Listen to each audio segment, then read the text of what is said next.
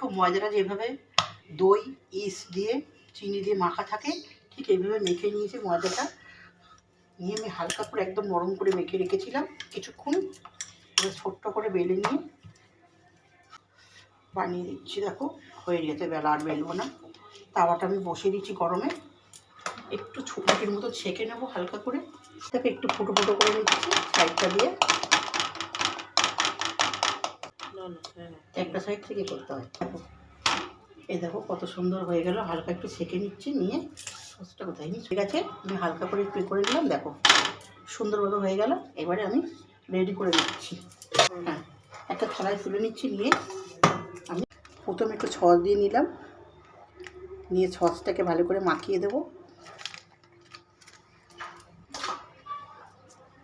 একটা চামচ দিয়ে সুন্দর করে মাখিয়ে দিচ্ছি। দেখো হয়ে গেল মাখানো। মধ্যে একটু দিয়ে দিচ্ছি, আগে চিজ দিয়ে দিচ্ছি অল্প করে, তারপরে ওটাকে সাজিয়ে দেবো আবার। আচ্ছা, উপর থেকে হালকা করে একটু চিজ দিয়ে দিলাম। হয়ে গেছে। এবারে এখানে আমি রেখেছি ডিম। দেখো পিস পিস করে ডিম রেখেছি।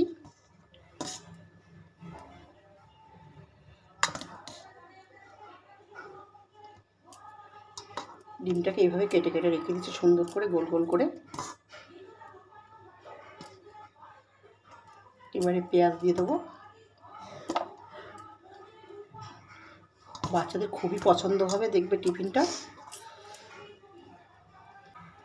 একটু ক্যাপসিকাম দিয়ে দিলাম,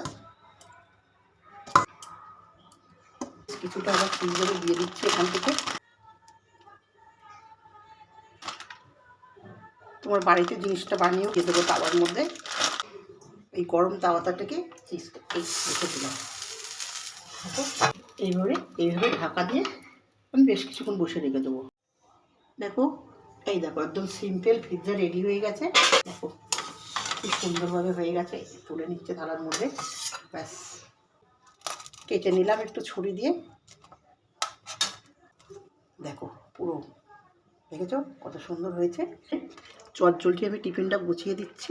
দেখো কি সুন্দরভাবে একদম সহজ পদ্ধতিতে করে দিলাম। ব্যাস রেডি হয়ে গেল একটা ছোট্ট ছোট্ট কেক। হালকা কুমড়া লেবুর সিজন, ডেলি কুমড়া লেবু পাওয়া যাবে। আর কয়েক টুকরো আপেল দিয়ে আমার টিফিন গোছানো হয়। আমার টিফিন রেডি।